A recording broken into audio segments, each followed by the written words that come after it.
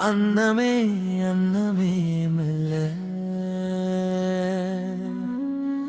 நடக்கும் அன்னமே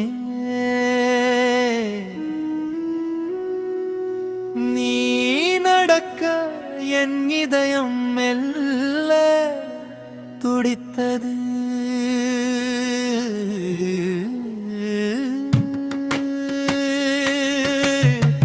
கொன் கவிதை செய்ய தமிழுடன் இதயமும் கொஞ்சியது. மிருதங்கத்தில் ஏழிசை சங்கீத வித்தைகள் மலர மொழியில் பாடம் மாற முயன்ற வித்தைகள் பட்பல ஆயகலை 64 நெஞ்சிலே புகுந்து கவியமுது காவியம் செய்து கால சிறையில் பறந்தவன் நான். பயிற்று மொழி தமிழ் மொழியாம், பிள்ளை மொழி தமிழேதாம். மொழிகள் எல்லாம் தங்களின் பங்கிற்கு இன்பத்தை தரும். ஆனா தமிழ் ஒன்று மட்டும்தான் அமிர்தத்தை தரும். தமிழ் படித்தவன் நாகரிக உலகிலே நீண்ட புகழுடன் வாழ்வான். தமிழ் என்று சொல்லும் போதே நாவில் சாவை விரட்டும் அமிர்த சொட்டூரும். கங்கையை விட காவிரியை விட ஆகாய கங்கையை விட புனித நீராடல்களை விட தமிழில் பேசுவதாலே வாழ்க்கை சிறக்கும்.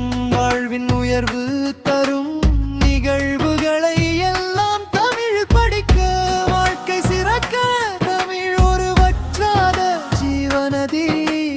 தமிழ் படிக்கும் பிள்ளைகளே நாளைய தலைவர்களாக மாறும் நிலை வந்து விட்டது. அங்கே ஆழ்வார்கள் வைடவித்தை தமிழ் கொண்டே பாடி இறைவனை தம்பால் இழுத்த பெருமை தமிழுக்கு.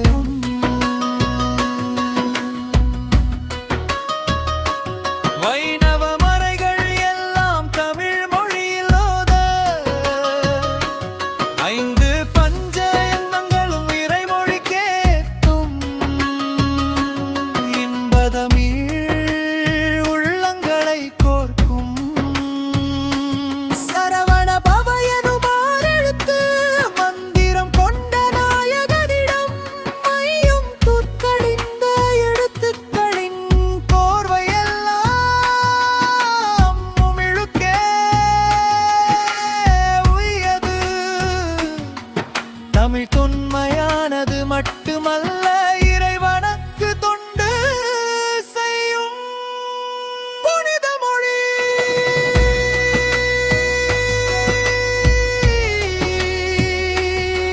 நீ காலையில் உதிக்கும் சூரியனையும் மாலையில் தோன்றும் சந்திரனையும் அழைத்து பேசும் சொந்த மொழி.